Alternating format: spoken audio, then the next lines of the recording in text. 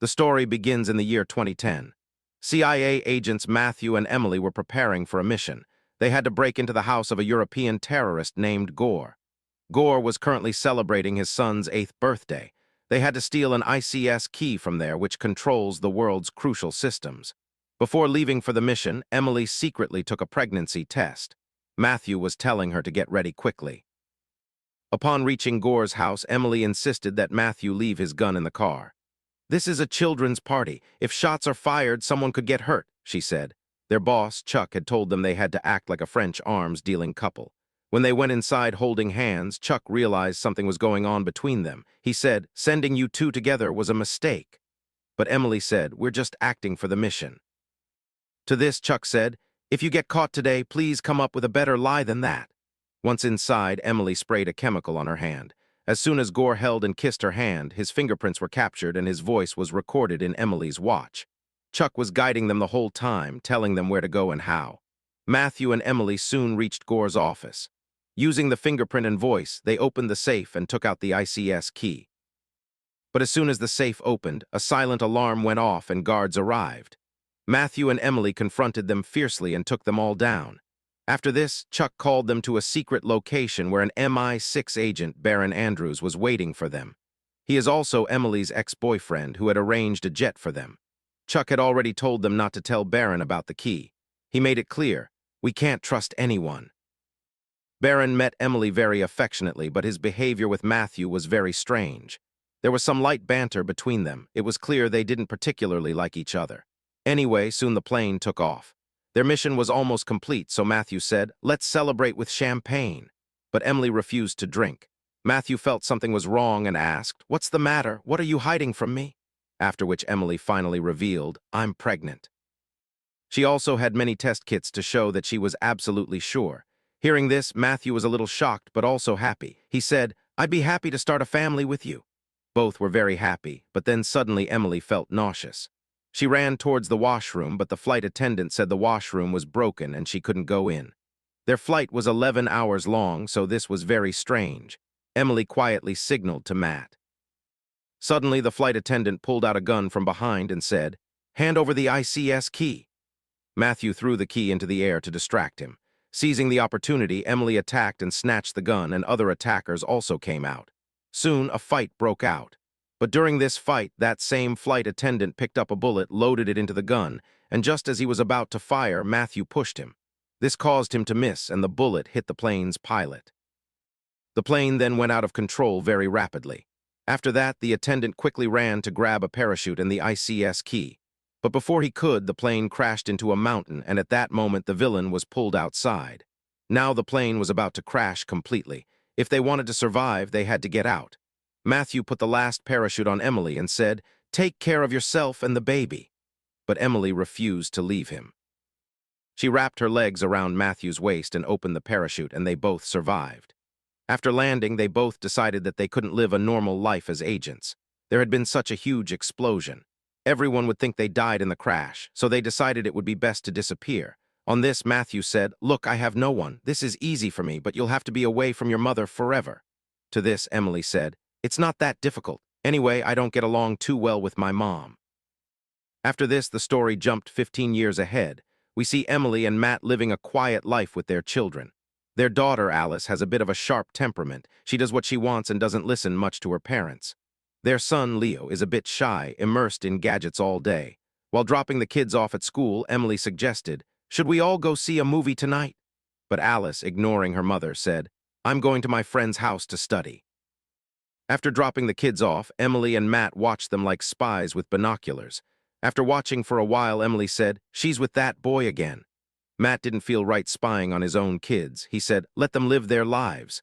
But Emily didn't stop. She said, "They're holding hands. Look what she's doing." But then Alice saw them. She angrily asked, "What are you guys doing here?" After being caught, they both left embarrassed. At night, Emily was complaining about her daughter. "She doesn't listen at all. Get out of my room, just give me food. Teenagers are so troublesome." Then suddenly she noticed Alice's bag. Messages were repeatedly coming on her laptop. Emily held herself back but then picked up the laptop. She tried to open it with a password, but it didn't work. Just then, Matt came in. He asked, "What are you doing? It's because of these antics that your daughter gets even angrier with you." Emily said, "I suspect she's lying about studying and went somewhere else." But Matt still stopped her from opening the laptop. Then a sticker on the laptop came off in Emily's hand.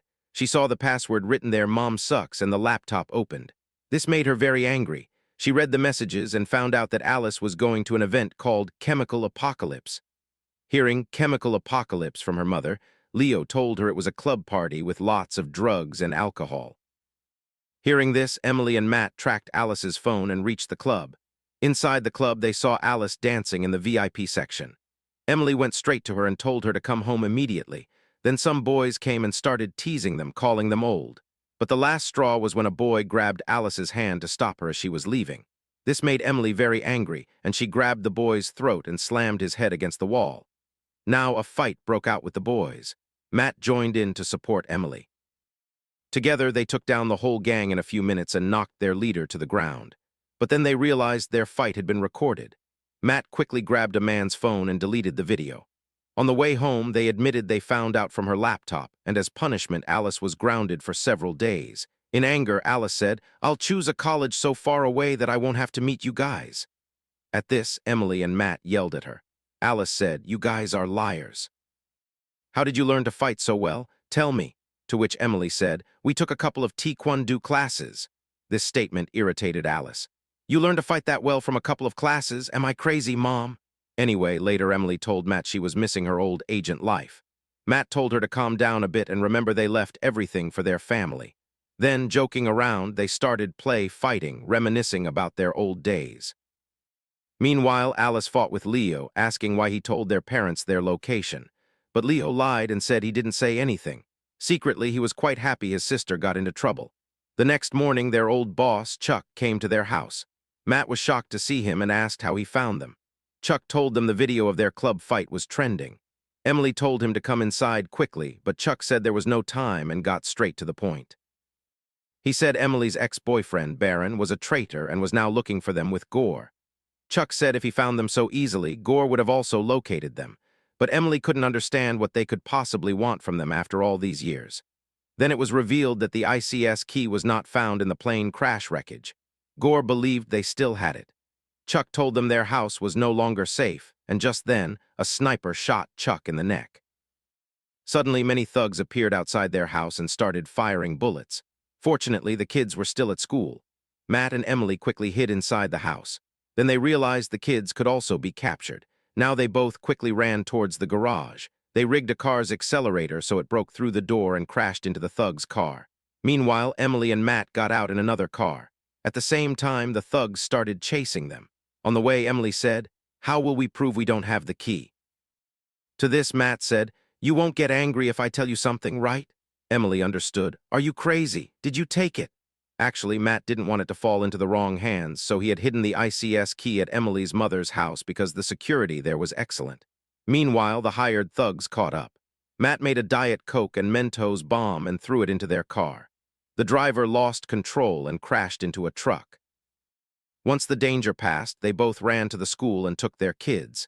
The kids were confused and panicked, wondering why they were suddenly running away. Without explaining, Matt and Emily took them straight to the airport. At the airport, the kids asked why they were suddenly going to England. Emily told them they were going to meet their grandmother. "We have a grandmother," Alice erupted. "Mom, what lies have you told us? You said Grandma was dead." Anyway, Matt intervened and calmed them down. On the plane, Emily was thinking they should tell the kids the truth, but Matt said not to tell them right now, to wait a few days. The next day, their family arrived in London with fake passports. They now used a bus to reach a parking lot. Getting off the bus, Matt saw a man and signaled to Emily. While getting off, Emily deliberately bumped into that man and stole his keys. She smoothly passed the key to Matt. Matt quickly brought the car and told the kids they had rented it. "Hurry, get in." But they didn't know that one of Gore's men was also on the bus, secretly giving their location to his boss. From the airport camera system, Baron also got news of their return. He said he had been looking for the ICS Key for 15 years and immediately told his team to find them. He told his assistant to focus on the kids. They would surely do something wrong. Meanwhile, in the car, Matt and Emily took the kids' phones. As soon as they got the phones, Emily broke the SIM cards. But suddenly, the car ran out of gas. Leo was very hungry and started complaining. They stopped at a nearby petrol pump. While filling petrol, Matt gave the kids some money to go get something to eat. Inside, the two kids talked about how they saw their passports were fake. They wondered if their parents were criminals and had fled the country with them. Then Alice found out her brother's gaming device had internet. Alice said, "I saw the name on the passport was Jeffrey Baker. Find out who this is." Her brother searched a bit and found out that Jeffrey Baker had died in 1952. Now the kids' suspicion of their parents was growing. Outside, Matt and Emily were thinking about what to do next when Gore's thugs reached them, and Baron also got their location. Matt and Emily saw the thugs surrounding them. Before the attack, Matt set fire to the petrol pump hose and attacked his enemies with fire. Emily also grabbed a weapon and started beating them. The kids watched in shock as their parents fought like James Bond, killing enemies. No matter what happens next, they thought. After this fight, Matt quickly put the kids in the car. Emily saw a thug about to shoot at them, so she reversed the car and blew him up. The kids got even more scared. Alice asked, "Who was that man? Why did you do that to him? And why was he shooting at us?" Now she was sure her parents were terrorists. Just then Baron passed by with his team and upon seeing them told the driver to turn the car around. But in the meantime, to block the road, Matt broke the chain of a truck, after which heavy pipes fell onto the road. He also shot the truck's tires, after which the entire truck tilted and the road was completely jammed. Baron got angry that they had escaped his clutches. Meanwhile, inside the car, the kids demanded answers. Matt finally told the whole truth. They were both CIA agents, spies.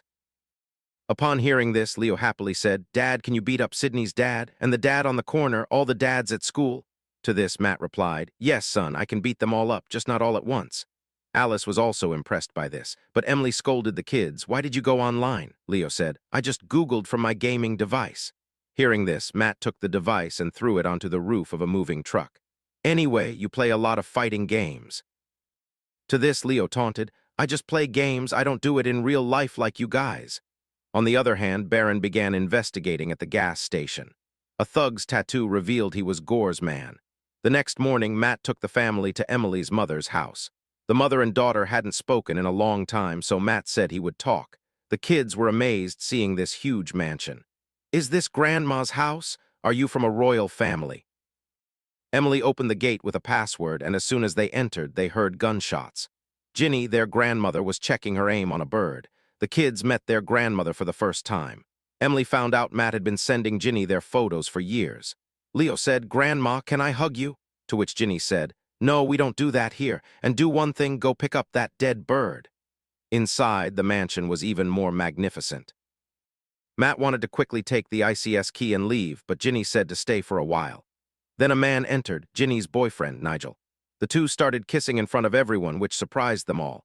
Matt told Nigel, "Why don't you show the kids around the house? Meanwhile, I need to talk to Ginny." Meanwhile, Baron was tracking Leo's thrown gaming device. He soon realized he had been misled. Meanwhile, his assistant told him they had tracked the stolen car. It had gone into this huge mansion.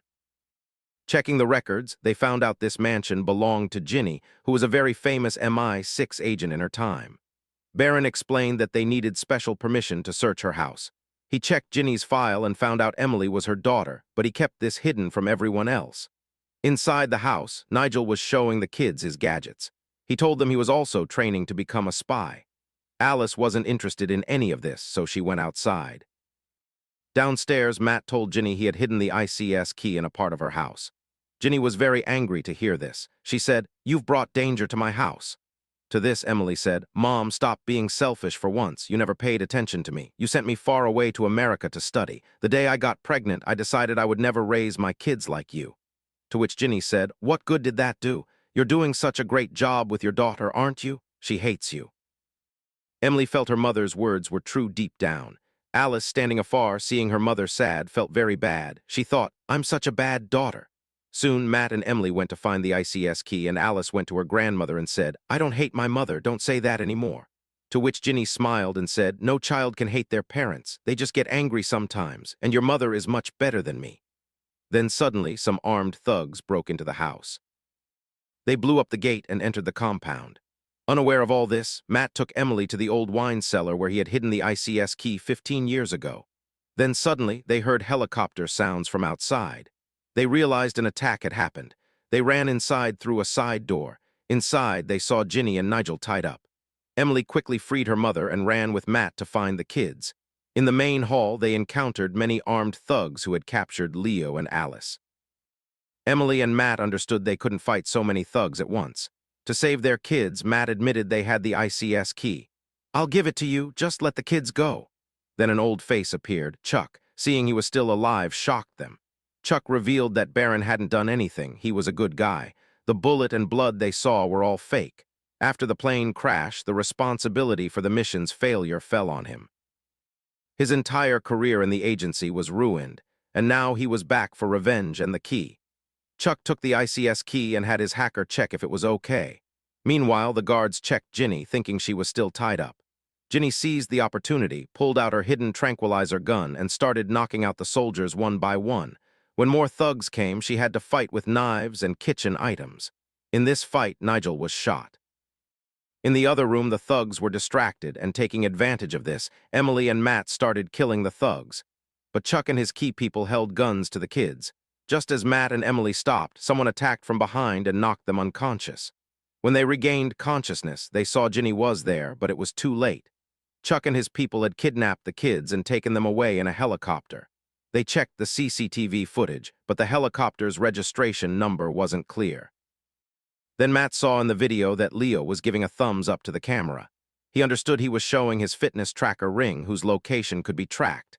Matt quickly logged into his account and located them. The kids' location was coming from an art museum. That night, Matt and Emily, wearing suits, headed towards the museum. Security was very tight, so they left their weapons outside and sneaked in quietly. Chuck had demanded a lot of money from Gore for the ICS key. Gore felt cheated and believed Chuck had betrayed him. So Gore told his men to get the key at any cost. Meanwhile, Chuck took his buyers to the rooftop. He told his hacker to shut down all of London's power at once. This was the special feature of the ICS key. With its help, any system could be easily hacked. Within seconds, the entire city went dark, including the museum. Downstairs, Matt and Emily understood Chuck was demonstrating the key's power. Emily said he must be on the rooftop for the view. They saw some of Gore's men going up in the lift, so they joined them. On the rooftop, Chuck was proudly explaining the key's power. He told the hacker they could even open the barrier on the river, which was usually controlled by the Navy. This barrier prevented sea water from entering the city. As soon as the barrier started lowering, panic broke out in the Navy.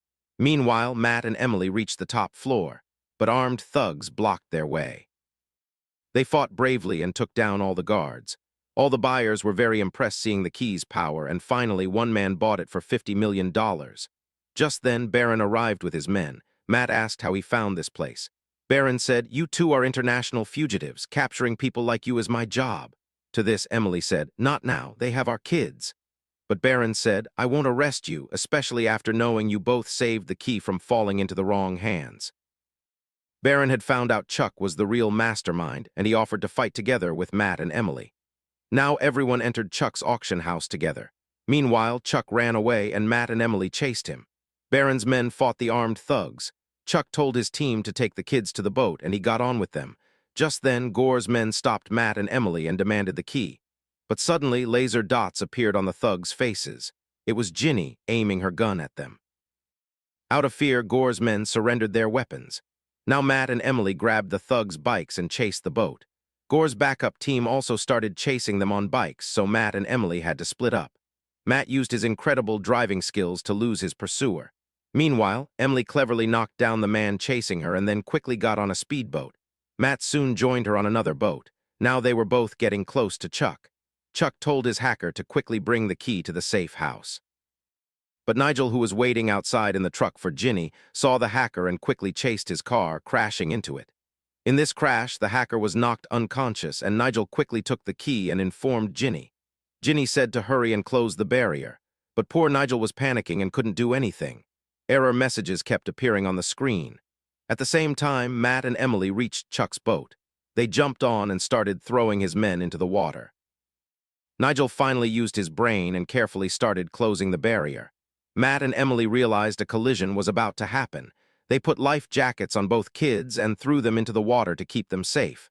Then they both confronted Chuck. They pushed him into the boat and jumped into the water just in time. Chuck's boat crashed straight into the barrier, and a huge explosion occurred. Now everything was over and their family was completely safe. Matt praised Leo's cleverness and Emily hugged Alice tightly. A little later, Ginny came and Emily hugged her too. Now everything was fine between mother and daughter and the whole family was together.